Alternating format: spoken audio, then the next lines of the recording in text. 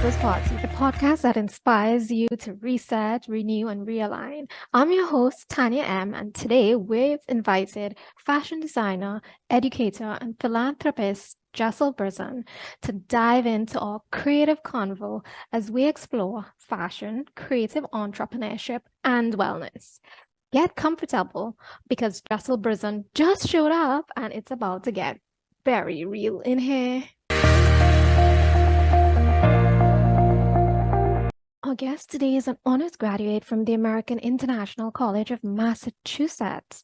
His name synonymous to the many titles and awards he earned there, including the inaugural Co-Curricular Hall of Fame Award, the Athletic Director's Honor Roll, the Commissioner's Honor Roll for Men's Soccer, the Dean's List for his 4.0 GPA, Alpha Chi National College Honor Scholarship Society, and the International Students Award.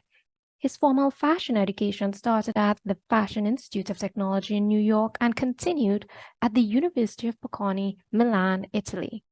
He credits his earliest professional fashion experience to his work at The Gap, Old Navy, the Macy's Merchandising Group, the Solo Licensing Corporation, a licensee of Betsy Johnson and Spalding.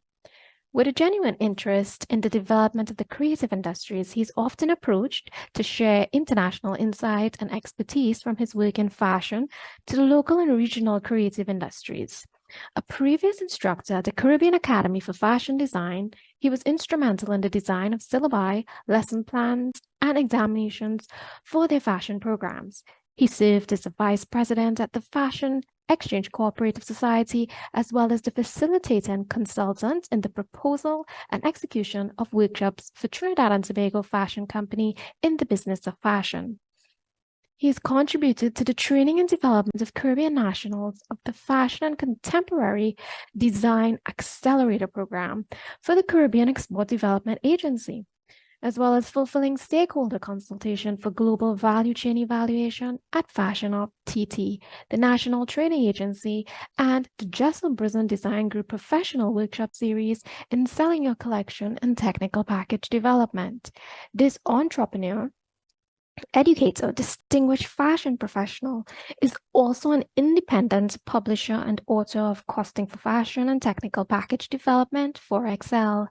Jessel Brizan is the managing director and founder of the Jessel Brizan Design Group, the first local fashion company to sell, fulfill, and ship merchandise online globally.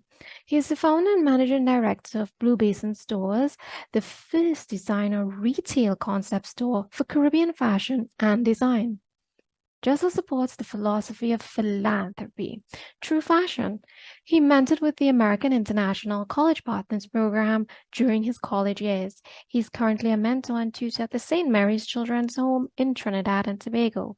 Brizan's charitable work continues with hearty, a collaboration between sister companies, the Jessel Brizan Design Group and Blue Basin, where profits from the sale of the merchandise are donated every month to a charity particularly disadvantaged children. We welcome the very distinguished icon and visionary, Mr. Jessel Brizan, to our Purpose Party. Hi, Jessel. Hi, Tanya. Thank you very much for having me.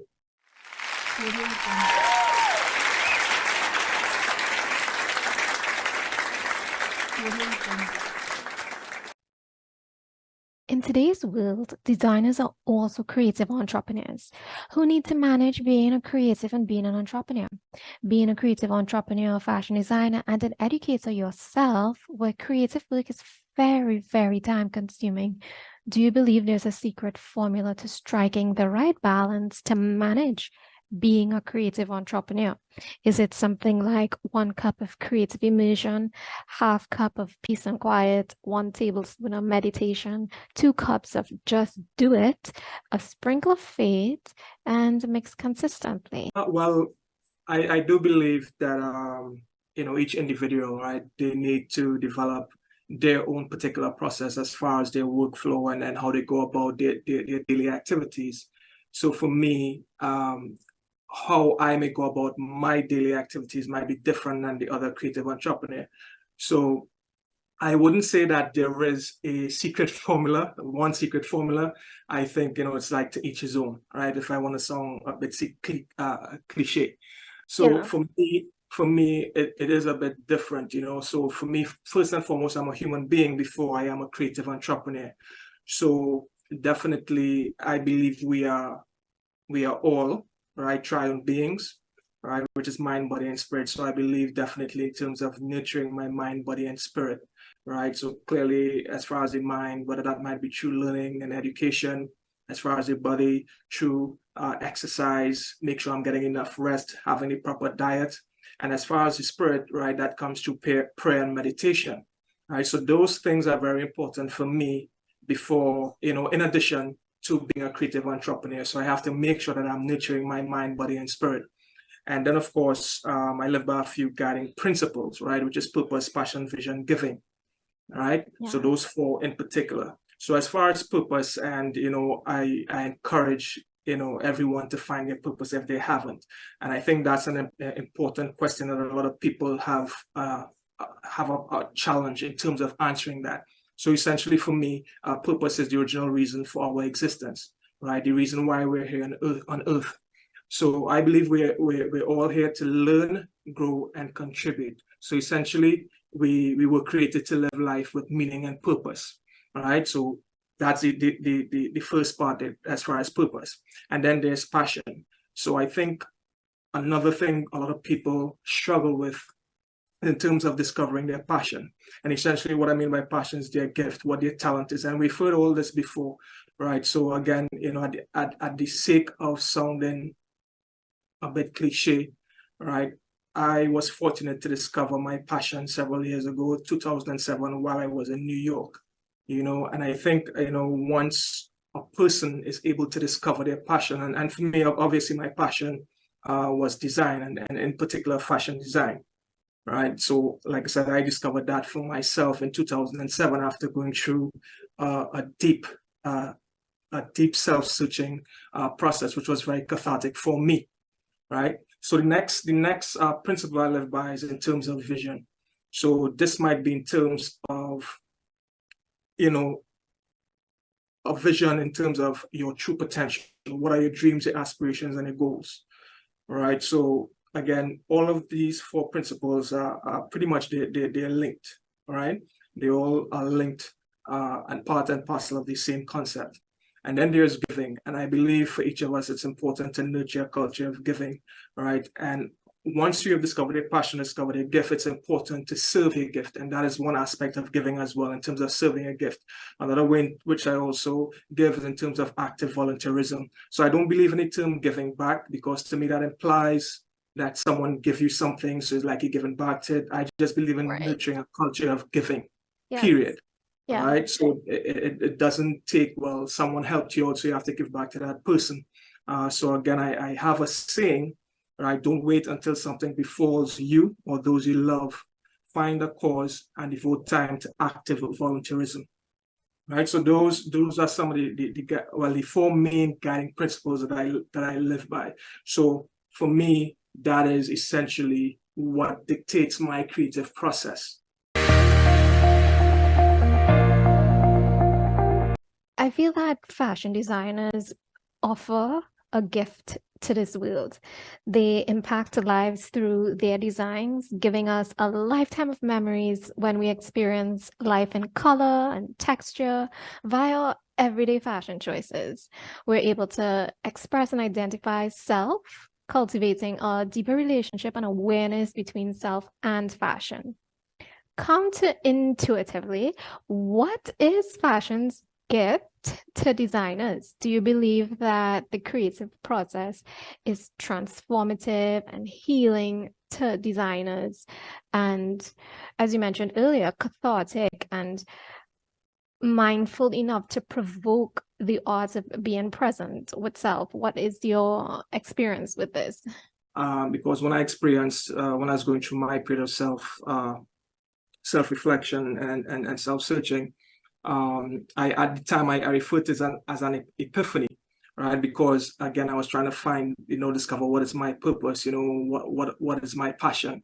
So it was really a really thought-provoking and almost spiritual process where I'm concerned. But definitely, yes, fashion can be very, transformative, in terms of its impact where designers are concerned. So it's not only in terms of how designers can impact, the world or impact our customers and our audience. So for me, because of me discovering my purpose and discovering that this is a gift or something that I had a passion for, right? What it allowed me to do was to attain a level of contentment because, I felt a sense of purpose in my work, and I was able to use my years of education experience to inspire others to attain their highest potential, right? And that is, essentially, I'm touching on what leadership is, right? And I believe, in terms of my journey, it was a process of self-actualization and complete understanding of self. And it's not like what I experienced, it stopped there, right? So again, life is a journey. So that understanding of self, so that journey of self-discovery, it's continuous, right? So it's not stop and go. It's one continuous process, right? So it was about me, that realization, of my talents and my potential, right? And that is what helped in terms of driving, my purpose, driving my passion as well. So essentially, even though we my field is fashion, right? I'm an aficionado of design, period. So I think it's in terms of tapping into one's innate creativity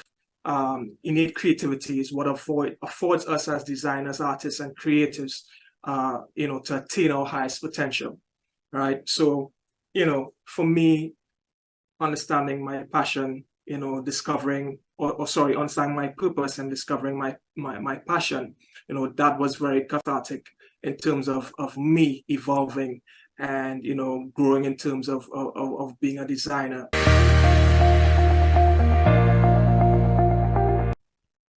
Do you believe that more is required of designers and creative entrepreneurs to be disciplined and maintain their mental health and wellness?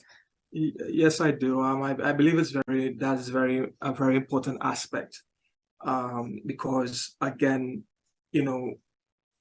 having that balance in terms of mind, body, and spirit, and nurturing the mind, body, and spirit is essential to our well-being. And if any one of those three aspects of life is out of balance, right, it throws off our balance as individuals as well. So I think it's very important to, maintain a healthy well-being. And if I could add to that in the sense of, so as I alluded to earlier, I mentioned that I do believe we are trying beings in terms of mind, body, and spirit. So obviously life has its ebbs and flows. And I believe in that any seasons of change, life is filled with trials as much as triumphs, right? So sometimes many of us find ourselves lost, on this trek in life, wandering aimlessly, we might experience some measure of despair or depression, right?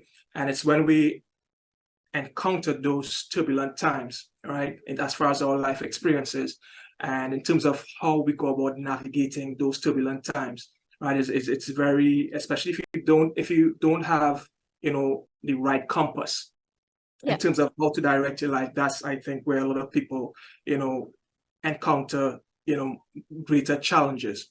So I think we feel a sense of loss because sometimes we're overcome by the trappings of our daily life. So we might succumb to certain, aspects of our life, the factors that we do not have control over, right? So our lives tend to become unbalanced and unhealthy when we suffer deficiency in any of the three primary planes of our existence, which is our mind, body, and spirit, right? So I believe our wellness comes from our mental, physical, and spiritual health, right? And, all three of those working together to make us feel great, right? Many of us, because we lack spiritual strength, or we might lack mental strength, or we might lack physical strength. What happens is let's say, for example, we struggle with spirituality, right? We might be present in mind and body, but we might be absent in the spirit. So what that says is that our spiritual muscles are weak, right? So a lot of us, we've lost touch with that original source of our creation and our innate creativity, right? So that's why it's important, for us to nurture all three aspects of our lives, which is mind, body, and spirit, right? And sometimes we need a little reminder, because growing up in Trinidad and Tobago, you can't help but be exposed to religion or some aspect of spirituality. Exactly. I think a lot of us, that original source of creation, which whether you refer to it as God, whether you refer to it as the divine, right? For me, a lot of times we lose touch with that, because again, we succumb to the trappings of everyday life, our temporal existence, right? So again, it's about trying to be your best to maintain that balance. Yeah. Regards to fast fashion and the environment and the impact of design, designers being able to influence behavior and that of their consumers, people who consume fashion. Right. How can designers in Trinidad and Tobago become more responsible in that particular role?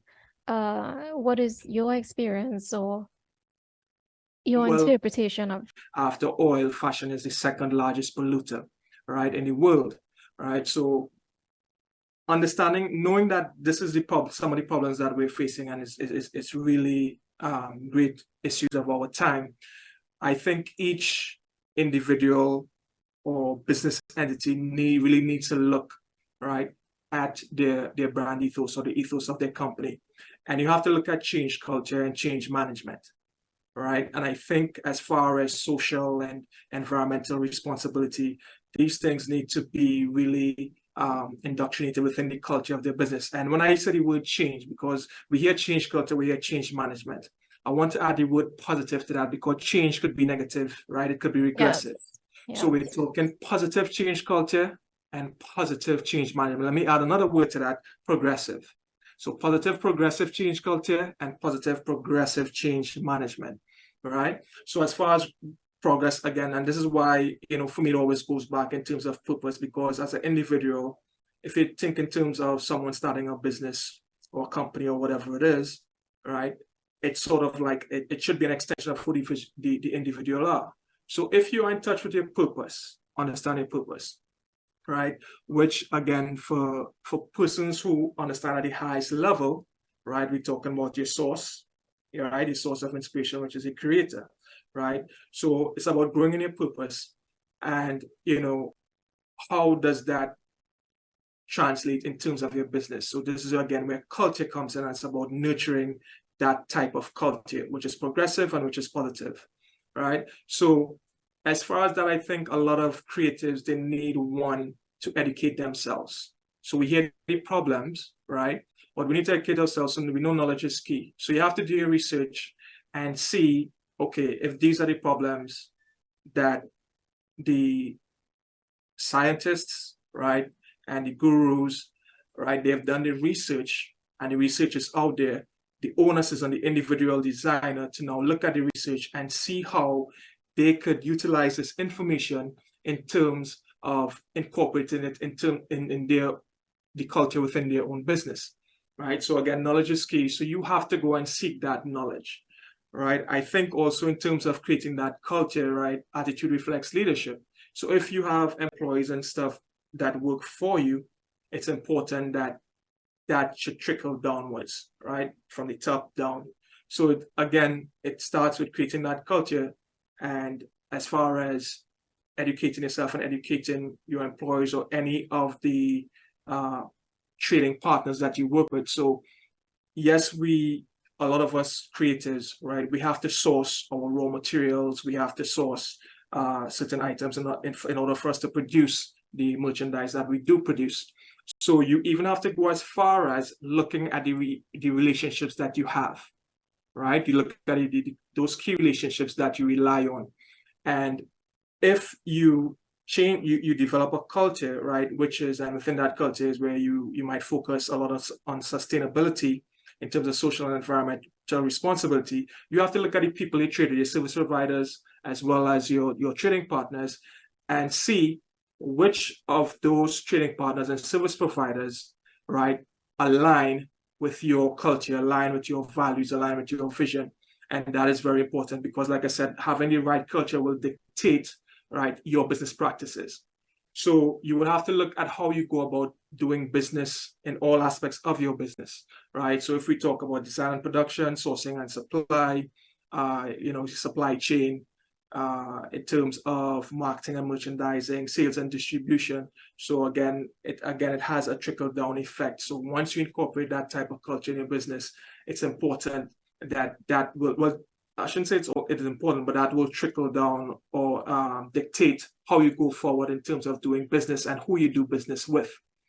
So like I said, it's nurturing the right kind of culture, and again, it starts with positive progressive change management and positive progressive change culture. So that is at all this is at the micro level, right? What the individual business or the individual designer can do.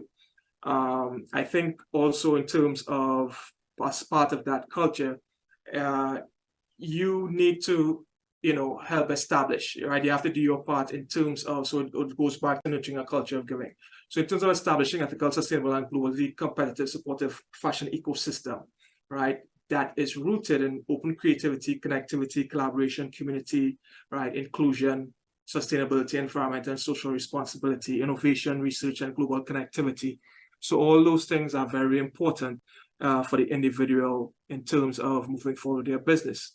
Also, it's about in terms of developing and supporting initiatives that foster a culture of cooperation among the various and self-help among the various stakeholders. And again, based on all those things that I just mentioned, as far as open creativity, connectivity, sustainability, and all those different ideals, right? And again, the next thing I could point to is promoting the social, economic, and cultural welfare of all stakeholders, right? Because one of the problems we face locally is the industry is very fragmented, right? And to me, that has always been a problem, and it's still a pervasive problem that exists, right? So again, we need to lead with love. We need to understand what collaboration is. We need to forego ego, develop a certain level of humility, right? And like I say, promote the development of the entire creative sector, right? I also believe at the macro level, because if the fashion stakeholders, right, the designers and the creators come together, I think now if there is a collective consciousness amongst those particular stakeholders, now you could go to the macro level, and this is where you would demand of the government to create and develop policies, programs, platforms, and infrastructure rooted in transparency, community diversity, equality, inclusion, sustainability, environmental and social responsibility, innovation, research, and global connectivity, as I mentioned before. And then you have to demand the capacity building of key personnel for the implementation of the same, right? But also, we need to build up stakeholders' capacity to go develop and stimulate the fashion sector. So, you have to look at both the micro level and at the macro level. And it's not a one solution or one size fits all solution, right, to, the problems that exist. So I kind of touched on several different things there. So I think, in terms of understanding the problems that we face even locally, right? I think once we understand those problems and we're all willing to build healthy relationships and build a fashion ecosystem based on all the principles I previously mentioned, I think that's the way to move forward.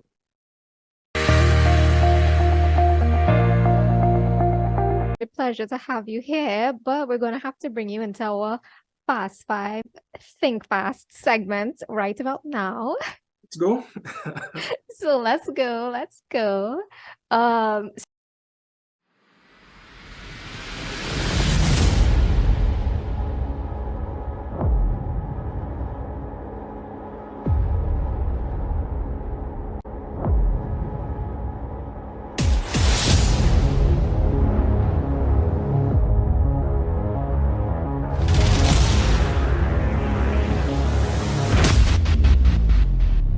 going to ask you 5 questions, and just whatever, it's really whatever comes to mind. Okay. It's sort of a finish my sentence. So I'm gonna go. You can't ever live without. My Bible. When you travel, you miss. Miss home, actually. Miss my Trinidad's national dish is. That's national dish. A lot of people would say pilau. You know that. So I'll go with pilau. Not all who wonder. Not all who wonder or wander. Wander. Not all who wander. Wander. Find what they're looking for. A roti and. A roti and a red solo. Yes. Oh, that was so great. That was so much fun. Oh my God. Thanks so much, Jessel, for popping by and having our Think Fast segment and contributing and filling us with so much insight. Me, and again, I applaud what it is that you're doing. And as I said to you before, I'm going to reiterate it right now. You have my support. So, anytime, feel free to reach out. I'm here. Thank you so much. I appreciate it so very much. So for the audience that's listening out there, if you need to connect with Jessel Brizan and the Jessel Brizan Design Group. So the website is jesselbrizan.com, and that's JESSELBRIZAN, jesselbrizan.com. You could find me on Instagram at Jessel Brizan Official or Jessel Brizan Design Group. Facebook, Jessel Brizan Design Group. Thanks for listening, and be kind to yourself and look out for each other. Bye. Bye.